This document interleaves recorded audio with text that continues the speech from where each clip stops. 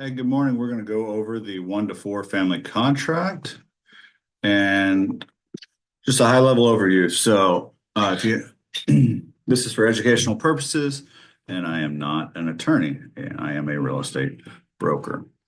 So, first part of it are the parties, the buyer and seller of the contract. The second, paragraph 2 is the information that is found in your tax records. Lot, block, address, county of. You have your improvements permanently built in and installed. Very important. So you can't, if a fridge is built in, it stays. If it's not, then it can go. EVs, chargers. So if they are permanently mounted or hardwired in, then they stay with the property. If it's plug and play box ones, that does not stay. So that includes your accessories exclusion. So if you want to exclude anything like curtains, rods, TV mounts, etc. Paragraph 3 is your cash portion of the sales price, your sum of all financing, and then the sales price itself. So total sales price minus cash portion down equals total financed. Leases. So if you have any leases on the property, we obviously have to disclose that in the amount of time. Paragraph 5 is the earnest money and the option money, and then what title company you're using for title insurance. And then paragraph B is the termination of option period. So you're going to give XY, amount of money for the option period, and that's going to give you 5 days, 7 days, 10 days, 30 days, depending on the type of deal you're negotiating. Again, here, paragraph 6, who's paying for the title policy, the seller or the buyer, and which title company. Down here, it will be amended, will not be amended or deleted for any exceptions or discrepancies or conflicts.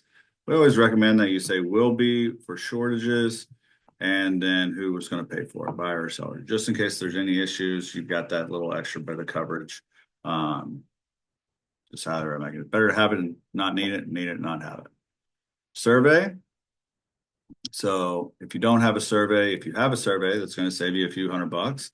Definitely worth putting that to the potential buyer. But if the title company does not accept that because it's too old, it doesn't have a seal, it's something's off, you've added structures or whatever, then you're going to say, within X amount of days, effective date of the contract, which is the execution date, the seller will furnish the buyer and the title company the existing survey. If the title company does not accept it with the T-47, then who's going to pay for the new one, the seller or the buyer? That's the most common box that's checked within this. If it's cash, you don't have to have a survey. But if there's a loan on it, you're probably going to have one. So, buyer, if it's single family residence, but it doesn't, if you want to have objections because of deed restrictions or defects, you can put that in here and then how many days.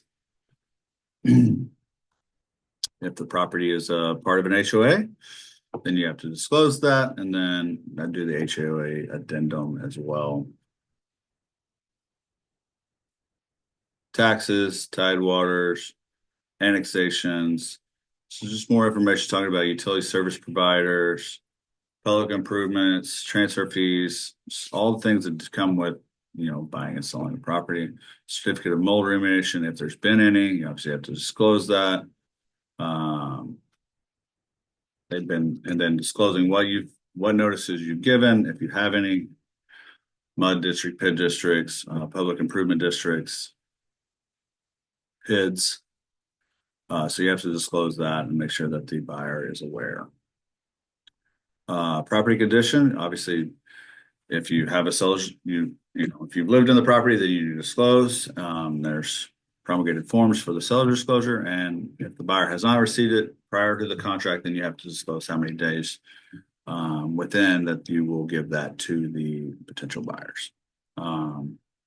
It's not required because it's an estate, then that's different. See, buyer accepts the property as is, or within the contract, buyer just accepts property as is, but wants the seller to pay for fixing X, Y, Z. You also have the option period to do that in, but sometimes people say, hey, there's something we see right out the gate. We want to make sure that's fixed with the initial contract, and then we still have the option period if you want to have an option period. Talks about lender required repairs. So appraisal comes out and appraiser says, hey, this is messed up. It's got to be fixed prior to funding for the bank to fund on it. Then obviously that's something that you'd have to negotiate and get repaired prior to closing. And completion of it has to be done within 3 days. Within closing date of 5 days is necessary. Environmental matters, residential service contracts, home warranty services, if you're going to have one, how much, and then the buyer will get to pick which one they would like. If any of the real estate salespeople or brokers are 10% or more, then they have to disclose that. Paragraph 9 is your closing date, projected closing date. And given that may or may not be, it can be on that date or sooner. If it's after, then you'd have to do an amendment to the closing date. And this is just saying, hey, once closing date happens, sellers execute and deliver all the information to the title company, clear title, funds to escrow, and the possession. You're doing the possession upon closing and funding or according to a temporary lease back. So you close, you just go to the title company, everybody signs. That doesn't mean it's funded yet. It still has to be cleared through the lender. Or if there's cash on hand, or if it's cash buyer, then they can normally fund very quickly, but still have to wait for it to be funded by the title company before you can receive keys and have access to the property. Just because all parties are signed does not mean it's been cleared and funded yet. So just know that. That's very important. Special provisions. This is something, a matter of fact. Most folks don't really have a lot in here because then you're changing the contract and it has to be a matter of fact, and you can't be like, I'll take XYZ out of this or that. So consult an attorney if you really want to have anything specifically put in special provisions. Paragraph 12. So, hey, we're listing the property and the buyer submits a contract and they're saying, I want to have, 3% that's paid to my agent for representing me because I'm the buyer. You can negotiate that. And then paragraph C is, hey, there's $5,000 worth of foundation issues that we were going to do after closing, but the seller's going to credit that to me so I can have that done after closing. So you're going to put in 5,000 there. So this is basically saying that you see the following amount will be applied to broker fees that the buyer has agreed to pay, and that's here, of the sales price of the contract, and an amount not to exceed 5,000 to be applied to the buyer for other expenses as it gave the foundation, siding repairs, windows, flooring, whatever. That's how that works. And those numbers are always negotiable.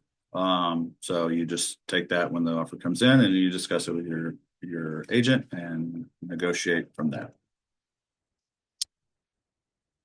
Taxes proration. So this is really important. So say I have a property and it's, May 1st. Well, the seller is going to pay the prorated taxes from January 1st to May 1st on the funding date. And they're going to collect all that and then have that paid. And so the buyer will be responsible for that date thereafter. If you have questions, obviously talk to the title rep about this. They can talk more about and give you more information. Same with your agent. So casualty and loss, the property is damaged or destroyed or fire or casualty effective the date of the contract. Seller shall restore that property to the previous condition. The buyer defaults. Obviously, there's mediation that has to be involved, attorney fees, escrow, all things are held at escrow. Agents don't hold the money. Other people don't hold it. All goes through escrow with a title company. Representations.